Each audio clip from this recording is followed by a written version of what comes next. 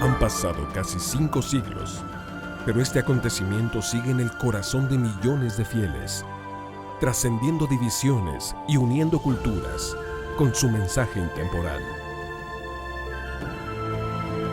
Es un legado, una tela antigua milagrosamente intacta, una imagen sin explicación científica, una serie de intrincados símbolos que serían el puente entre dos mundos e innumerables culturas, y un encuentro que transformaría todo un continente.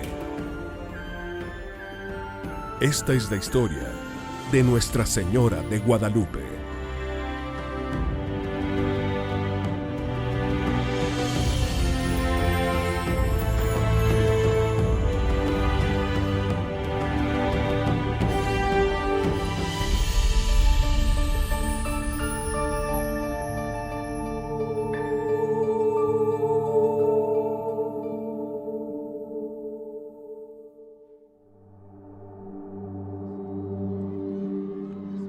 Cuando el Papa Juan Pablo II llegó a la Ciudad de México para la canonización de San Juan Diego en julio de 2002, se presentó un número asombroso de católicos mexicanos, 12 millones. Hicieron valla por las calles y llenaron las plazas. Se reunieron para celebrar el reconocimiento del primer santo indígena del hemisferio occidental y la mujer cuya imagen ha cambiado el curso de la historia.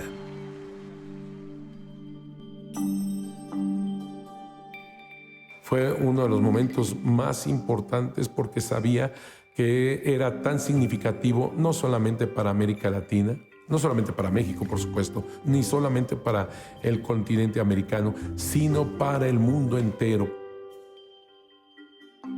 Yo creo que era importantísimo para nuestro continente hacer ver que la Iglesia se construye en este continente desde un laico.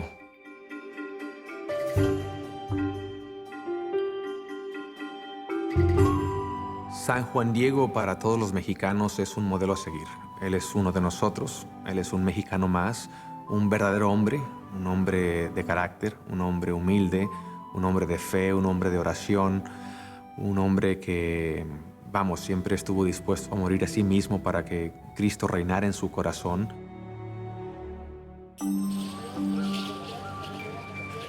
En México, todos nos decimos guadalupanos. Y ahora no solamente en México, sino más allá de fronteras. Esto significa la sangre, significa la piel, significa el color, significa la identidad. Ella está hasta lo más profundo del alma.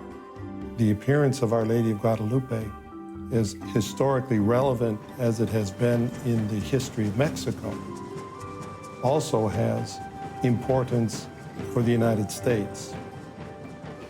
And this is something that many Americans on both sides of the border are beginning to realize.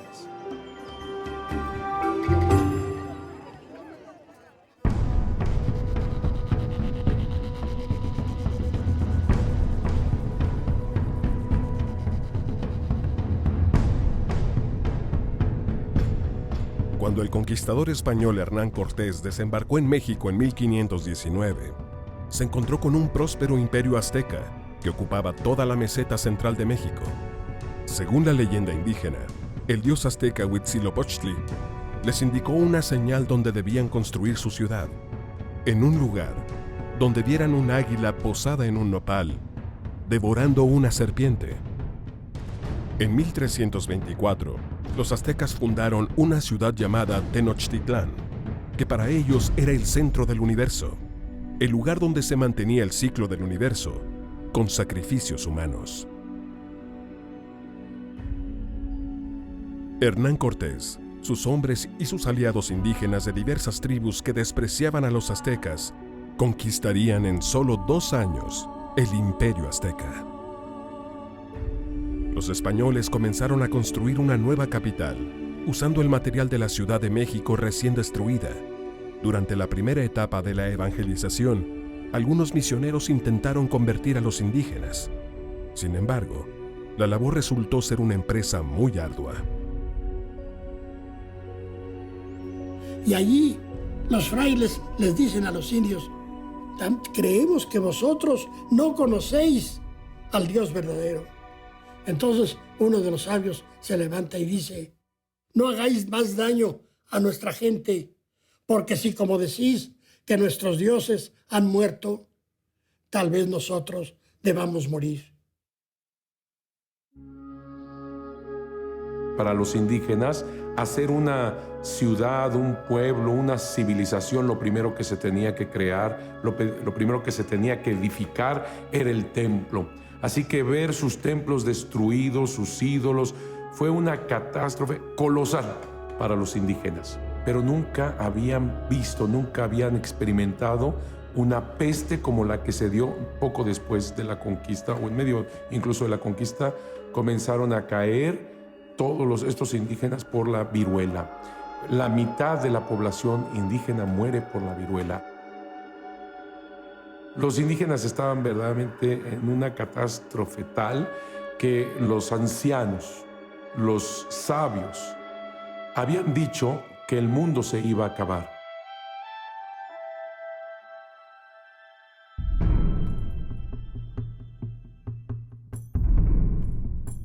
We have this tremendous clash of civilizations, tremendous animosity between the Spanish, who have landed in the New World, and the Aztec civilization. There is this great conflict between these two peoples.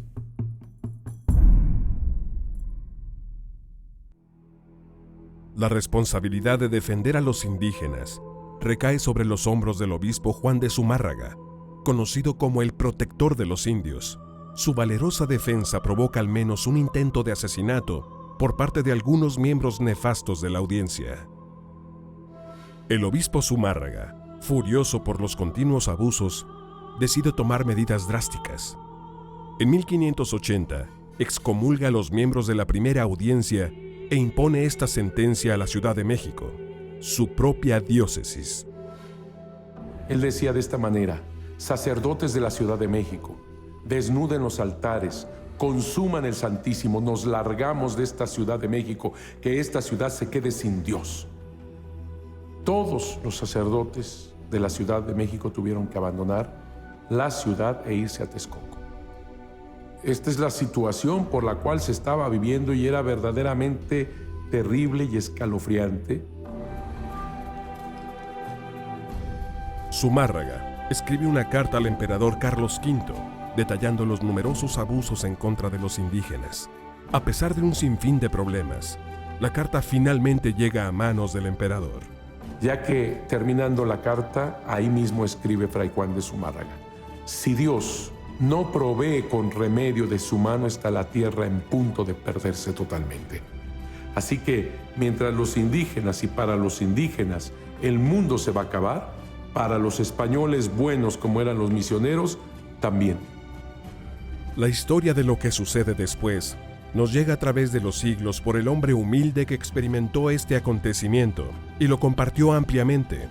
Su testimonio eventualmente fue capturado para la posteridad en un antiguo texto conocido como el Nican Mopohua, escrito en el siglo XVI por el letrado indígena Antonio Valeriano. Bueno, Nican Mopohua significa Nican aquí, y Mopohua se narra, se cuenta. Es una frase muy frecuente en textos antiguos. Puedo decir, después de 60 años de estudiar la lengua náhuatl, que está en un náhuatl clásico. El que escribió eso conocía muy bien la lengua. Y más aún, puedo decir que es una obra poética muy bella. El Nican Mopohua relata la historia de Juan Diego, un indígena viudo convertido al catolicismo, cuyo nombre era Cuauhtlatoatzin, que significa águila que habla cosas divinas. Algunos escépticos han expresado dudas sobre la existencia histórica de Juan Diego. Es una postura que rechaza el reconocido historiador mexicano Miguel León Portilla. Cuando lo canonizó el Papa Juan Pablo II, se dijo que no constaba que existiera Juan Diego. Bueno, yo creo que sí constaría. Se hicieron unas averiguaciones, ya ha entrado el siglo XVII, y allí dijeron muchísimos que lo conocieron, a su mujer también. Y por consiguiente, a mí me parece que dudar de que existiera Juan Diego, pues es un extremo ya. El 9 de diciembre de 1531, Juan Diego camina por el lado oeste del Cerro del Tepeyac hacia el Catecismo, en la misión franciscana situada justo al norte de la Ciudad de México. Porque hay que recordar que 1531 para los indígenas era 13 caña, que significa algo nuevo inicia, lleno de la plenitud de la sabiduría de Dios. Ese sábado, 13 caña, a punto de celebrarse el solsticio de invierno, él ahí ve la transformación de todo este cerro del Tepeyac, que de por sí era un cerro pedregoso, polvoso, salitroso, signo de muerte donde no crecía la vida. Ahora está lleno de la vida divina y dentro de todo esto se hace el silencio. Se hace el silencio para escuchar lo primero que sale de la boca de la Virgen Santísima. Lo primero que sale, lo primero que dice la Virgen de Guadalupe es el nombre del laico indígena, Macehual. Juanito, Juan Diegotzin. Juanito, Juan Dieguito. La mujer se identifica como la madre del Dios verdadero y pide que se construya una casita sagrada en su honor en el llano del Tepeyac. La Virgen dice que brindará su amor persona y escuchará el llanto y la tristeza de la gente y aliviará su sufrimiento y su dolor. Pide a Juan Diego que transmita su mensaje al obispo Zumárraga, ya que se necesitaba su aprobación. Pues bien, Juan Diego va con el obispo para pedir que se pudiera construir esta casita sagrada.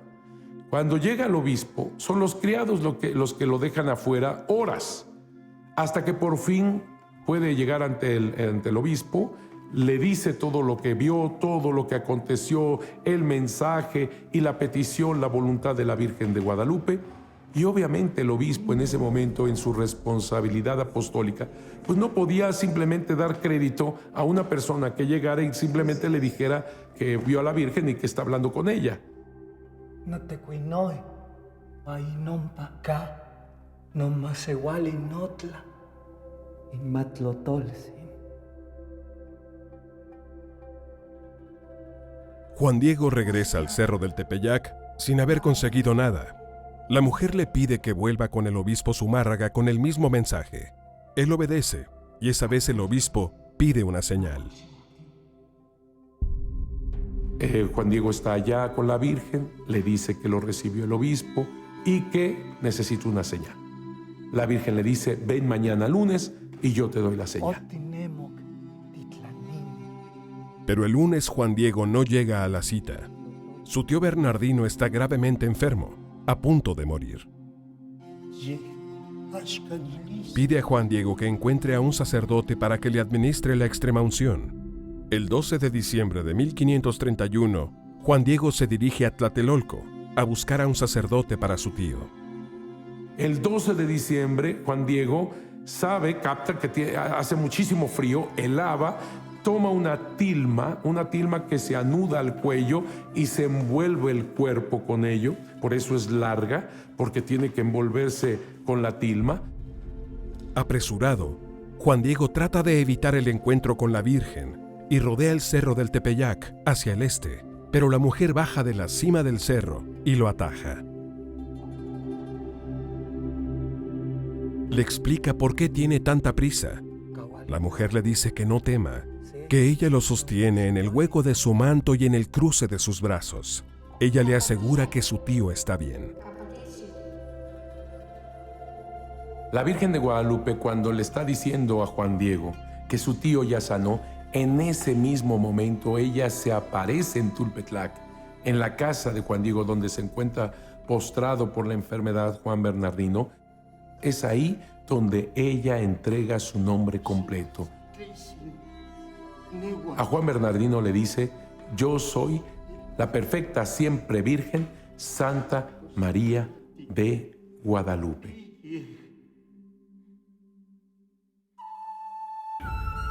Juan Diego le pide que lo honre permitiéndole que sea su mensajero. Entonces Nuestra Señora de Guadalupe le indica que suba a la cima del cerro del Tepeyac y que recoge en su tilma todas las flores que encuentre allí. Era invierno y la tierra estaba completamente yerma. Pero al llegar a la cima, Juan Diego se sorprende al encontrar flores extraordinarias. Estas flores serían la señal para el obispo.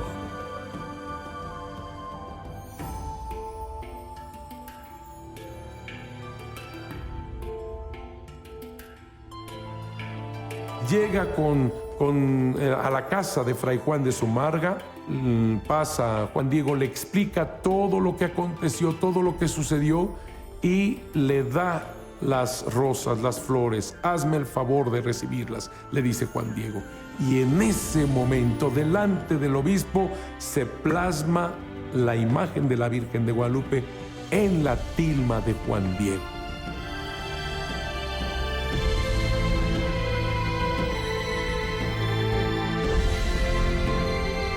Esta extraordinaria imagen, inexplicable por su estilo, sus colores luminosos y sus símbolos, cambiaría el curso de la historia para todo el continente.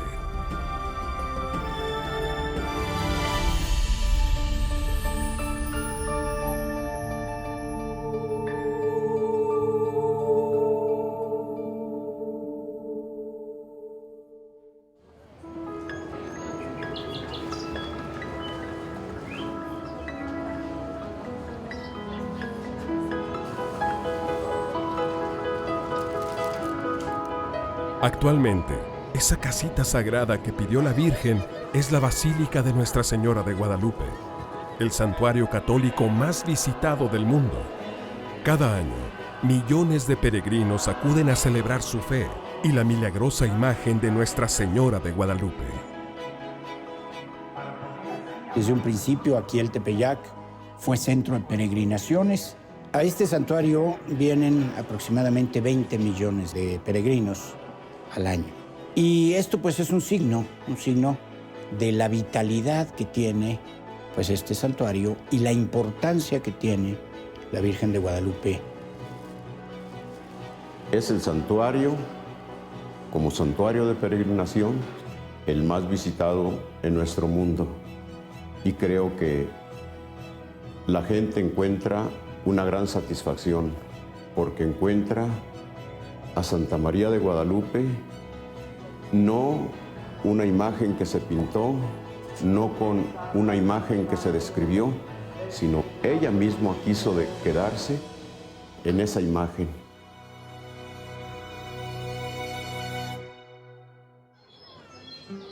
El santuario de Nuestra Señora de Guadalupe es una fuente de inspiración para los fieles. Llegan allí buscando el consuelo de su madre y para rezar por su intercesión. El doctor platicó con nosotros y nos hizo ver que la operación era muy problemática, que quizás la niña no se salvaría. Nosotros venimos aquí a la Basílica de Guadalupe y yo les platico que los colores que yo le vi a la Virgen jamás se los he vuelto a ver. Cuando la niña fue operada, los médicos se sorprendieron de la rapidez con la que se recuperó. Nuestra hija tiene ahorita 40 años, goza de una salud muy buena. Nosotros seguimos dándole gracias a la Virgen.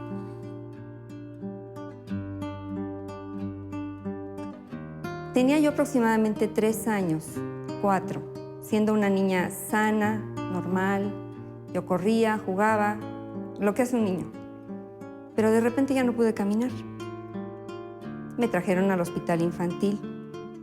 Ahí le diagnosticaron que tenía yo poliomielitis en la pierna derecha y en el brazo izquierdo. Mis recuerdos de pequeña es que yo venía al hospital, me clavaban unas agujas enormes, pero yo no sentía nada. Y después íbamos a ver a la Virgen. Así como entró la enfermedad, así se fue. De repente empecé a caminar, no tengo ninguna secuela.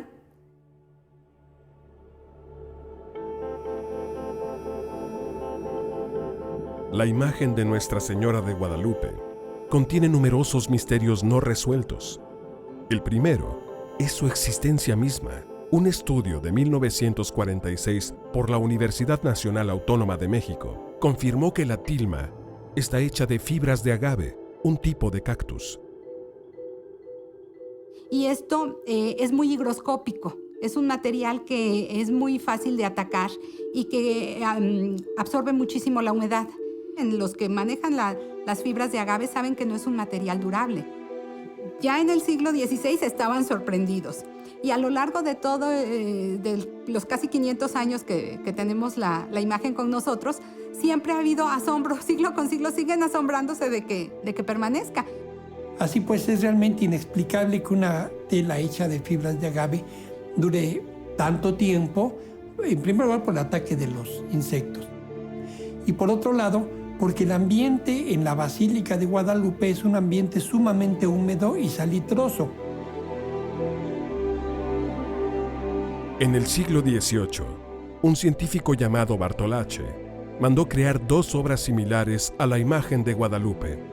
Estas pinturas se crearon también en tela de agave y se colocaron cerca de la Basílica de Guadalupe. Y a los 10 años más o menos ya verdaderamente estaba desastrosa. La tuvieron que quitar porque había perdido todo su colorido y ya la tela estaba completamente desgastada. La supervivencia de la tilma es aún más extraordinaria cuando uno piensa que no tuvo protección alguna durante más de un siglo. La imagen de la Virgen de Guadalupe estuvo 116 años sin ninguna protección, sin ningún vidrio, expuesta a este clima tan tremendo, porque los datos nos dicen que el agua, cuando se inundaba la ciudad, llegaba hasta el altar dentro de la ermita. La Virgen de Guadalupe ha soportado humedades, ha soportado velas, humo de candelas, ha soportado tantas personas que con sus manos la tocaban y con los rosarios la tocaban y con las imágenes la tocaban. Imposible que hubiera durado.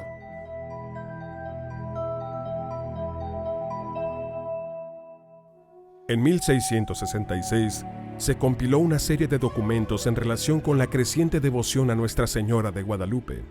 Estos documentos incluyen testimonios jurados de personas cuyos familiares habían visto personalmente la vida y la fe de San Juan Diego y escuchado su relato de lo que sucedió en el Cerro del Tepeyac. En esa época, una comisión de artistas lanza un estudio sobre la imagen y los científicos comienzan a investigar la pintura y su medio. Muchos aspectos de la imagen desafían a la lógica y a la ciencia. La tilma tiene una costura bordada en el medio, haciendo de ella una pobre elección como lienzo. Pero los investigadores también se impresionaron al descubrir que los mismos defectos en la tela de la tilma revelan el genio detrás de la imagen. Lo maravilloso de la imagen de la Virgen de Guadalupe es que cada, podríamos llamar, defecto de la fibra del tejido queda en el lugar apropiado. En el labio de la Virgen hay un nudito que es lo que le da volumen. En la nariz ves las fibras y esas mismas fibras ayudan a que tenga este volumen, lo cual calcularlo está imposible. La tilma tampoco tiene preparación previa ni imprimatura, una medida necesaria para pintar sobre tela. Sí necesitas ese apresto, esa base de preparación para que los colores, donde tú los pongas con el pincel, ahí se queden. Y cuando vemos la imagen, vemos verdaderamente la tela que se ve a través de los hilos. Porque si tú a una tela le echas el pigmento, del tipo de pigmento que tú le quieras poner, ¿qué es lo que pasa? Que como no tiene esa base de preparación, se te va a escurrir. La falta de preparación es obvia cuando uno se da cuenta con sorpresa de que la misma imagen aparece tanto en el anverso como en el reverso de la tilma de Juan Diego. Que la misma imagen que vemos en la parte delantera está en la parte de atrás, como que la imagen se hubiera pasado atrás o se hubiera impreso de alguna forma en los dos lados de forma simultánea. Y por la parte de atrás hay unos detalles que sorprenden porque, por ejemplo, la Virgen tiene un medallón en el cuello. Considero que cualquier artista hubiera pintado el cuello y sobre el cuello habría pintado el medallón. Pero el medallón también se ve en la parte de atrás.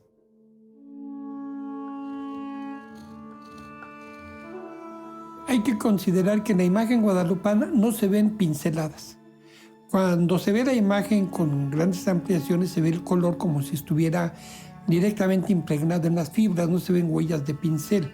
De modo que pareciera indicar este estudio comparativo de la imagen frontal y dorsal que todo el color está en una sola capa, que no hay capas sobrepuestas unas sobre otras. De modo que todo esto pareciera indicar como que todo el color, toda la imagen se hizo de una sola vez y por los dos lados.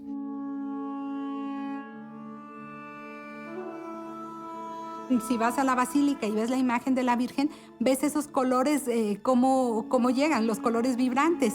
Y lo que te decía yo, una pintura, ¿qué le haces? Le pones un barniz de protección a tu pintura para proteger los colores. Ese barniz se te va a oxidar, pero los colores no. Entonces, con los años, tú limpias el barniz y vuelven a salir los colores y le vuelves a poner otro barniz de protección y ahí los tienes. Pero lo asombroso es que la imagen de la Virgen no tiene barniz de protección, no tiene base de preparación. En 1795, un accidente casi destruye la tilma. Un trabajador torpemente derramó ácido nítrico sobre la imagen. Se hubiera esperado que la tela se hubiera desbaratado por el contacto con el ácido. Sin embargo, es curioso, por decirlo menos, que no le pasó nada. Quien quiera que vea la imagen guadalupana puede ver que del lado derecho está el escurrimiento del ácido e incluso se ve que pasó por zonas donde hay color y ni siquiera el color se llevó.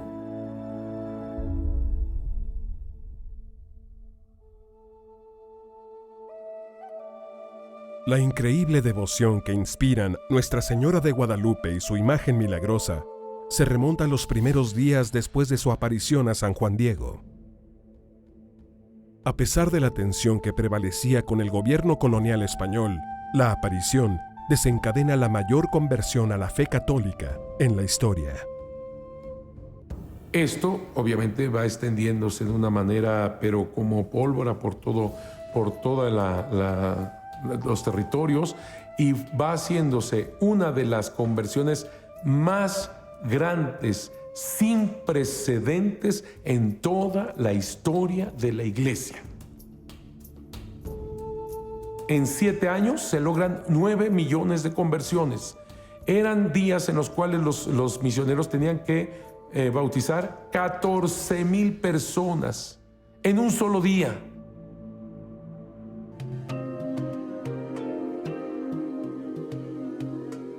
Los indígenas se sienten atraídos por el poderoso encuentro de Juan Diego con Nuestra Señora de Guadalupe, pero también están asombrados ante una imagen que les habla en un lenguaje que no dominó nunca ningún misionero español. En la sociedad azteca, los códices constituían una forma esencial de comunicación. Toda la imagen de la Virgen de Guadalupe, toda, es un códice. Ellos saben interpretar y leer perfectamente todos los conceptos que ella transmite a través de su imagen. Este códice es grande, así que como todos los códices grandes tienen que ser puestos en el suelo y los ancianos rodeaban el códice para poderlo leer de diferentes ángulos. Algo así sucede con la Virgen de Guadalupe. Es un códice grande que tiene que ser leído por diferentes ángulos, según también la comparación con los códices indígenas y con la mentalidad indígena.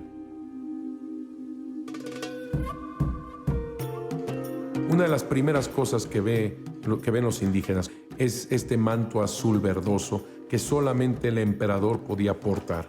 Cuando observan este manto azul que significa el cielo, verde que significa la vida, solamente el emperador, ella es una emperatriz. Entonces, este listón oscuro que está arriba, esta cinta oscura. Nosotros en América Latina decimos, una mujer está encinta, significa que está embarazada. Y ellos ven esta única flor de 4 pétalos, pero en posición X. Así que inmediatamente ellos entendieron que es Madre de Dios. Solamente las doncellas, las vírgenes, tenían el pelo hacia abajo, sin ningún tipo de trenzado. Todo hacia abajo, bien peinado. Eso significaba virginidad. Y si vemos cómo está esta mujer de pie, Un pie está bien puesta en la luna y la otra está flexionada a manera de paso de danza. Así que ellos perfectamente entienden que ella está danzando. Y los indígenas al danzar significa orar. La imagen también contenía un simbolismo que transformaría la visión del mundo de los indígenas. Su nuevo concepto de Dios y del amor ayudaría a eliminar la antigua práctica de los sacrificios humanos. El sacrificio para los aztecas era un acto también central de la religión. Y yo creo que si entendemos, ellos creen que el mundo, el universo, está en peligro de acabarse. Y entonces es necesario fortalecer al sol. Piensa que el sol es la divinidad misma. Y para fortalecerlo, pues hay que ofrecerle lo que es vital en el ser humano, la sangre. A la divinidad, los indígenas estaban acostumbrados a darle la raíz del ser mismo. Y la raíz, lo más profundo y lo más verdadero y lo que portaba la vida para el ser humano, era precisamente su corazón y su sangre, que era lo que ofrecían a los dioses. Efectivamente, es el corazón y la sangre de un nuevo sacrificio, el sacrificio de su Hijo. Es la nueva civilización del amor de Dios, es lo divino de esta civilización del amor de Dios. Como en la iconografía europea, Nuestra Señora de Guadalupe está sobre la luna.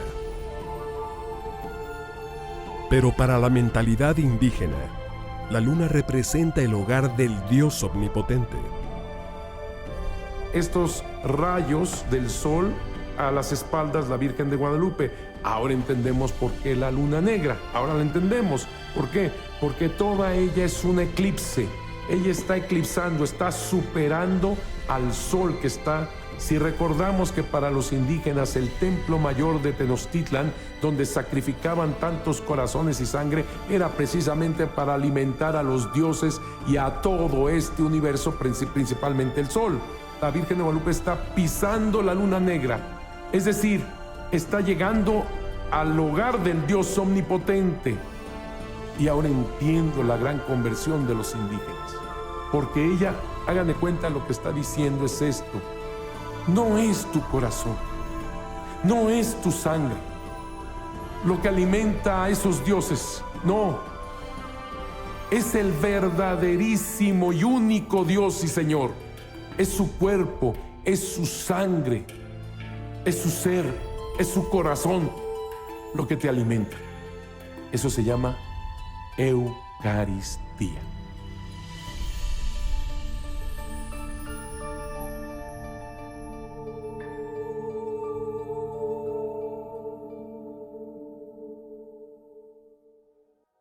Este poderoso simbolismo se fortalecía aún más por un festival importante llamado Panquetzalitztli, celebrado hacia el solsticio de invierno, que en 1531, bajo el entonces calendario juliano, sucedió el 12 de diciembre, el mismo día en que la imagen de Nuestra Señora de Guadalupe quedó impresa en la tilma de San Juan Diego.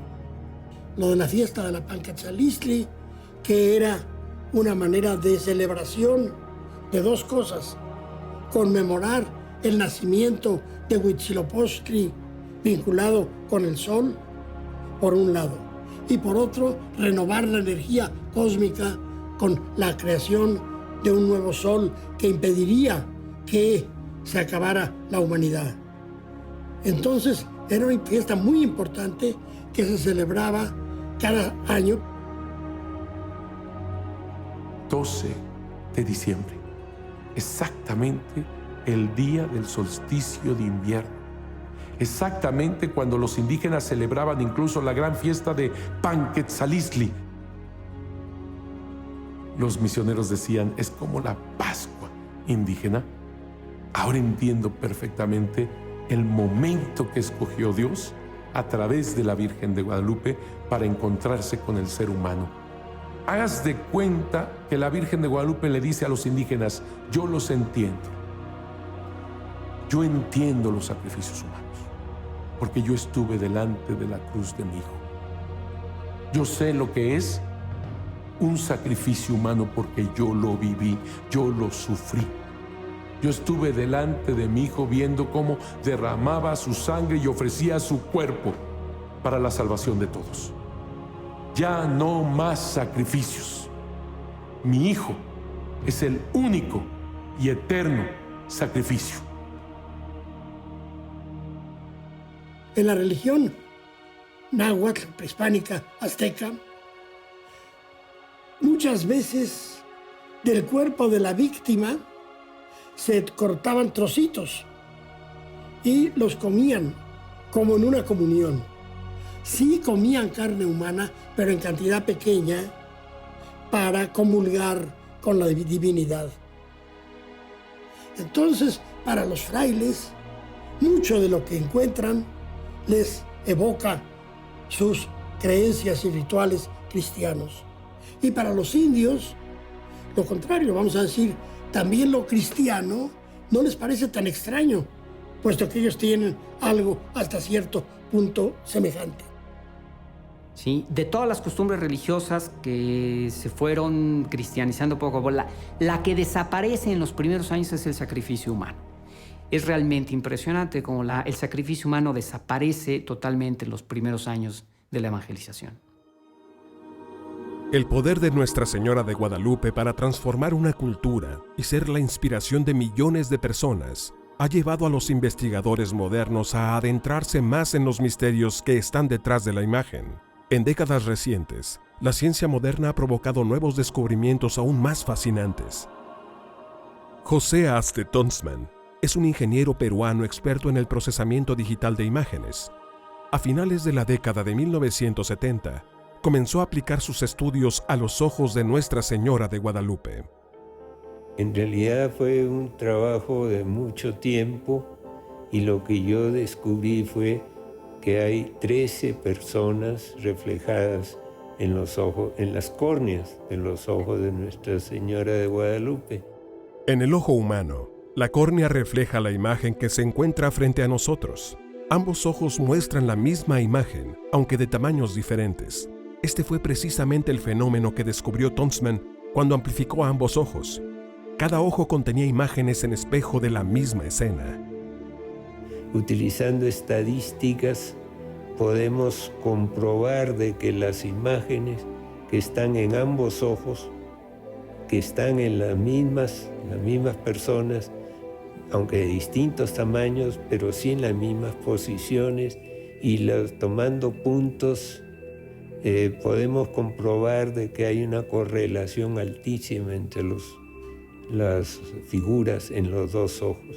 Que muchas personas incrédulos dicen lo que el doctor Aste Tonsman ve, son ilusiones, dice, como cuando cuando vemos en las nubes y vemos animalitos y figuras en las nubes.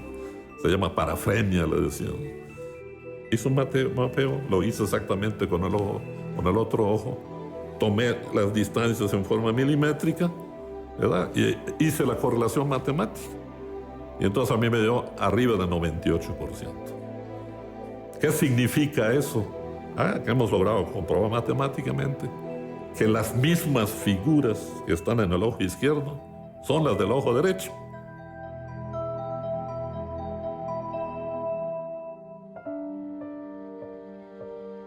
Los astrónomos apenas han empezado a indagar el significado de las estrellas del manto de Nuestra Señora de Guadalupe, que se habían pasado por alto por considerarlas meramente decorativas.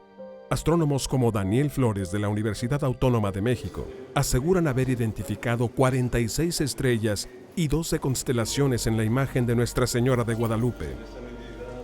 Pero parecían faltar algunas estrellas en las constelaciones, hasta que los astrónomos crearon un mapa del cielo y observaron algo asombroso. Dicen que las estrellas forman constelaciones exactamente como se veían el 12 de diciembre de 1531, fecha de la aparición de Nuestra Señora de Guadalupe a San Juan Diego. Bajo esta visión de cubrir el mapa celeste en la Virgen de Guadalupe, o sea, en el cuerpo de la Virgen de Guadalupe, se puede validar. O sea, podemos encontrar ciertas correlaciones con las distribuciones de estrellas y que están, digamos, ligadas a aquellas que no se observan, o sea, que quedan ocultas.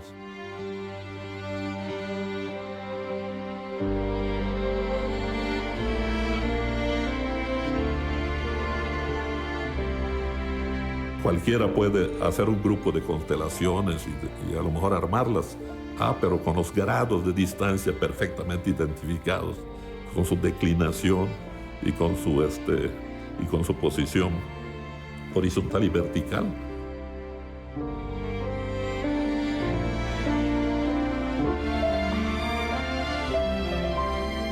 Otros estudios de la tilma de San Juan Diego afirman que el cuadro tiene la proporción dorada, esa fórmula matemática que ha fascinado a los intelectuales de Occidente durante milenios. Se considera estéticamente agradable y aparece en obras maestras como el Partenón, de Grecia, y la Mona Lisa, de Leonardo da Vinci.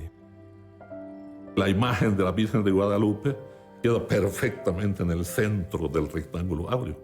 Pero no solo eso es lo importante, sino que en el interior de la imagen se pueden trazar rectángulos áureos y cuadrados perfectos milimétricamente. Y al estar dentro del rectángulo áureo, la imagen tiene simetría perfecta. Entonces, al tener simetría perfecta, pues Pitágoras nos dice, donde hay simetría, hay música. Y él precisamente de las proporciones matemáticas saca la escala musical.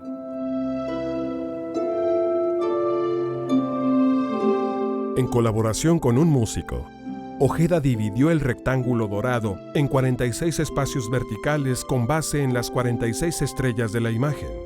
Lo que surgió fue una armonía. Si tú tomas la posición que guarda cada estrella en sus distancias, tanto de arriba para abajo, como de izquierda a derecha, o de derecha a izquierda, vas a sacar tonos musicales. Y es cuando él entonces tomó los tonos musicales y pues para mí no fue sorpresa, fue una gran, enorme alegría, una bendición escuchar una melodía musical.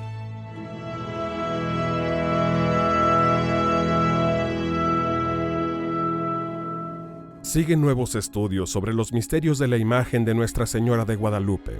Sin embargo, lo que no puede negar ningún escéptico es el impacto que tuvo Nuestra Señora de Guadalupe sobre la cultura e identidad de México. A menudo la llaman la Morenita, como referencia a su complexión morena que convierte a Nuestra Señora de Guadalupe en el símbolo perfecto de un pueblo mestizo.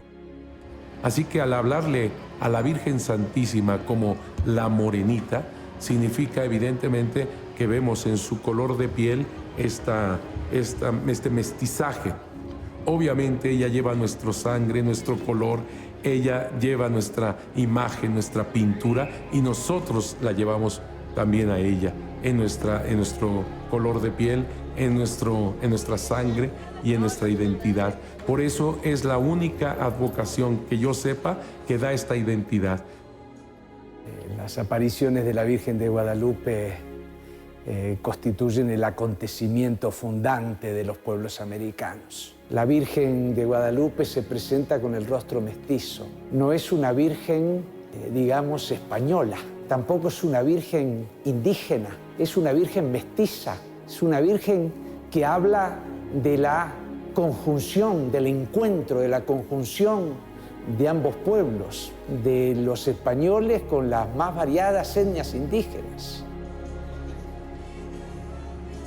Juan Pablo II llamó un ejemplo de una evangelización perfectamente inculturada. ¿Qué quiere decir? Que el mensaje se entró, ¿verdad?, en la cultura, en el sentir del pueblo mexicano, y no solamente de los indígenas, sino de todo el pueblo a lo largo de toda la historia, ¿no?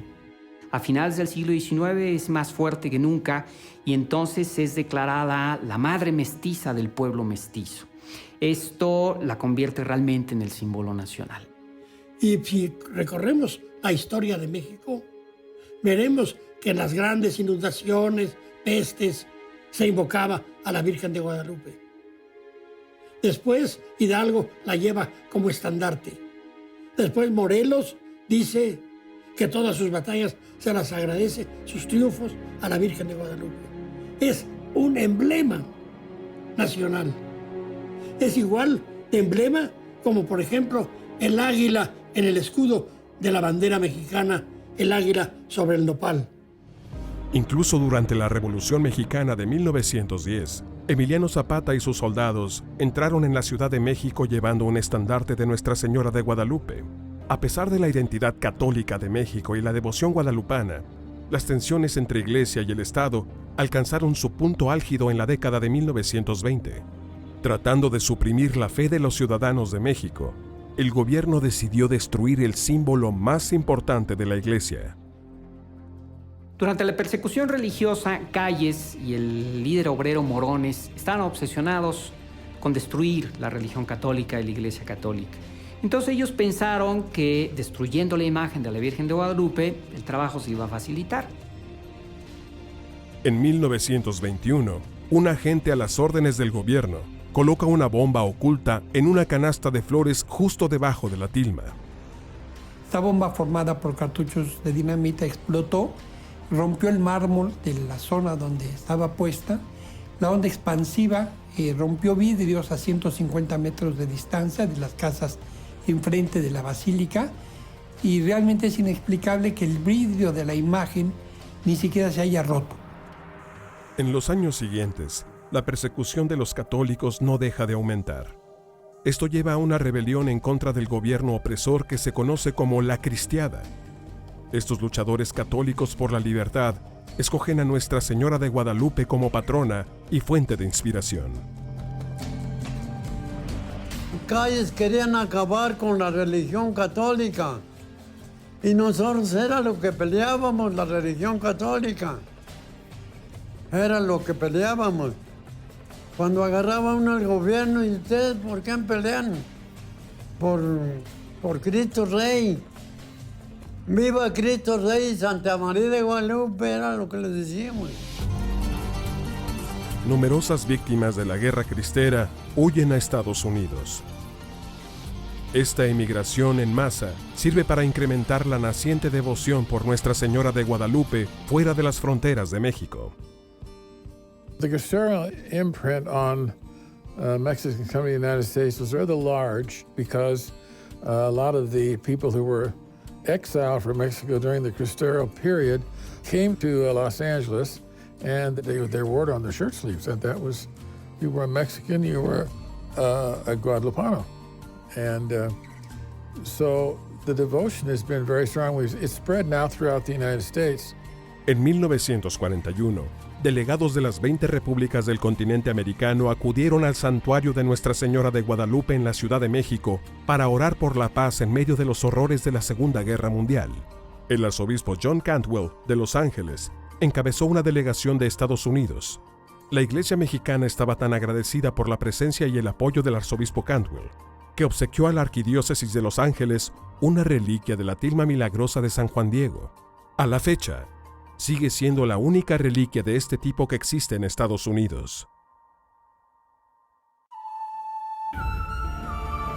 En años recientes, bajo los auspicios de Caballeros de Colón, la reliquia ha viajado por varias ciudades norteamericanas y ha sido venerada en grandes celebraciones guadalupanas, tanto en Phoenix como en Los Ángeles. The Knights of Columbus has promoted for more than a century unity among Catholics in North America, even if they are citizens of different nations. And so our endeavor has been to find grounds of unity, the roots of the Catholic experience in North America, to help all Catholics understand better their heritage and therefore understand better their future. And so we have, therefore, in a way, rediscovered in the United States Our Lady of Guadalupe during the last 20 years and have made devotion to her and understanding her message of unity, hope, reconciliation, charity. En mi experiencia pastoral aquí en la Arquidiócesis de Los Ángeles hay una gran devoción a Nuestra Señora de Guadalupe. Pero también en otras partes, prácticamente en todas las diócesis, de los Estados Unidos.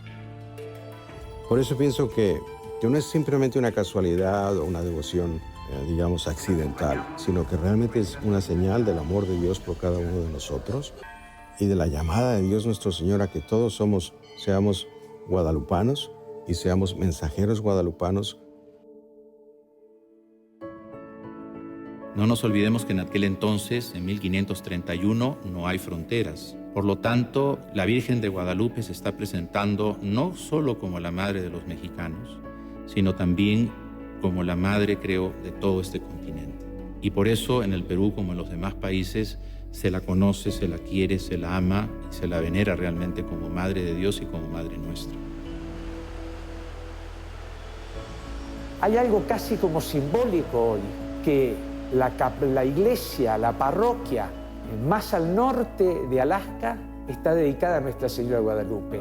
Y quizás también providencialmente, pocos años de ser elegido papa, el cardenal Bergoglio creaba una nueva parroquia en Buenos Aires consagrada y dedicada a San Juan Diego. When I read that story and how as early as December 1531, when Our Lady appeared to an indigenous person in Mexico, speaking his language and taking, in fact, the complexion of indigenous children, I was just overwhelmed and deeply touched. Each summer, I bring the missionary image of Our Lady Guadalupe, which is Canadian, to this area of New Brunswick and go around to not only First Nation communities, but non-Native communities as well, to actually share the story.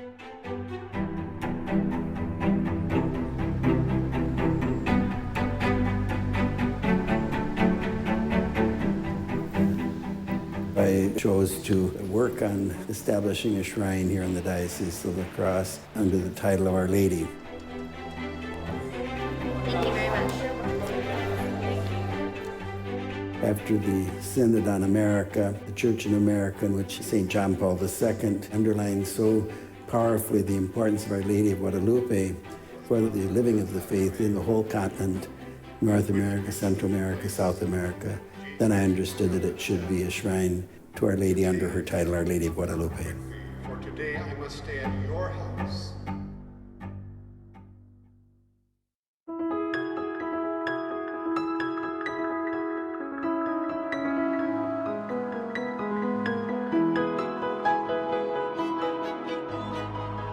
Our Lady of Guadalupe has a great impact on the Filipinos. The devotion was brought in from Mexico through Spanish missionaries, and such that by 1935, the Holy Father, Pius XI, at that time, decided to declare Our Lady of Guadalupe as the patroness of the Philippines.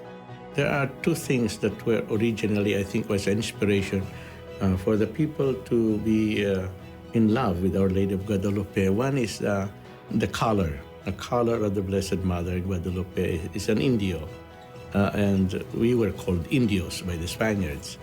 The second is that the one to whom he appeared was also an Indio, Juan Diego. I think that the impact of the devotion to Our Lady is not only on families, but on society in general.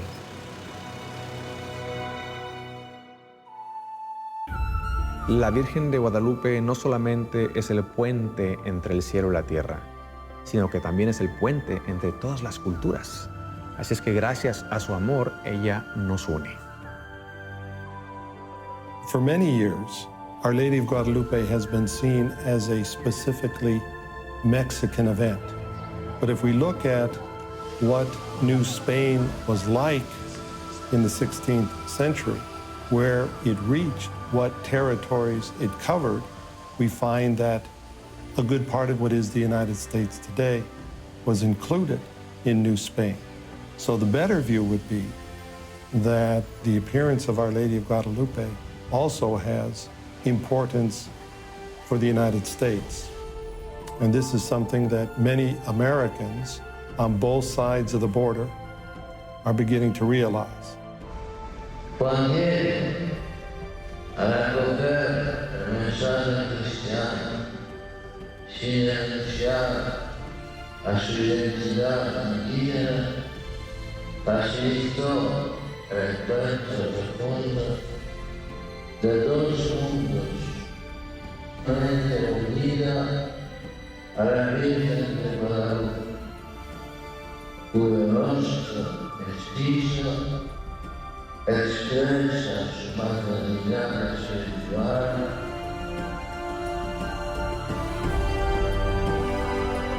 Durante casi 5 siglos, Nuestra Señora de Guadalupe ha reunido a enemigos acérrimos, ha permanecido como símbolo de esperanza y desafiado las explicaciones científicas, por lo que se ha convertido en patrona del continente americano. Actualmente, su presencia es tan real como lo fue en 1531, cuando Juan Diego subió por primera vez al Cerro del Tepeyac y se encontró con la mujer que millones de personas acabaríamos llamando nuestra madre.